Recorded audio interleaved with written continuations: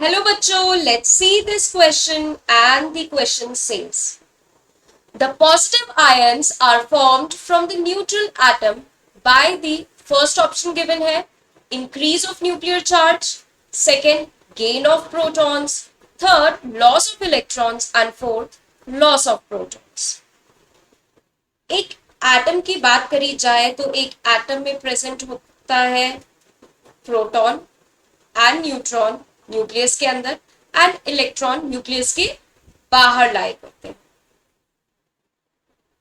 अगर हम एक एग्जाम्पल ले जैसे कि सोडियम Na, इसमें 11 प्रोटॉन प्रेजेंट होते हैं और 11 ही इलेक्ट्रॉन भी प्रेजेंट होते हैं। एक न्यू सोडियम एलिमेंट एक न्यूट्रल एटम है। जैसे ही इसमें से एक इलेक्ट्रॉन रिमूव कर दिया जाएगा तो वो एक पॉजिटिव आयन में कन्वर्ट हो जाता है।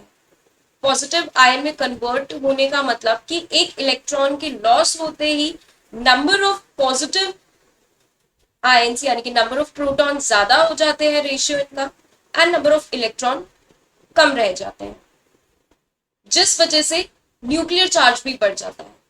तो हमारा करेक्ट ऑप्शन है loss of electron.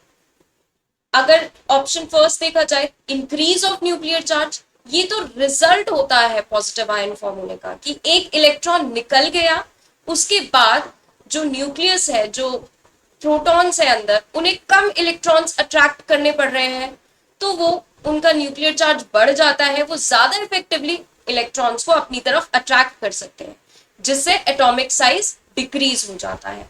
Second option gain of protons. Gain of protons nucleus के अंदर की चीज ना कभी लूज होती है ना ही कभी गेन होती है।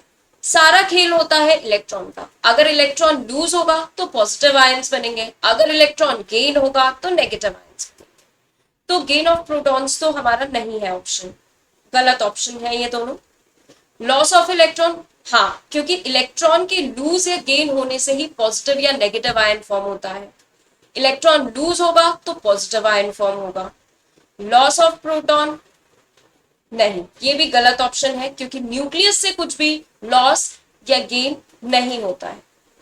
I hope all of you understand very well. Thank you and best of luck.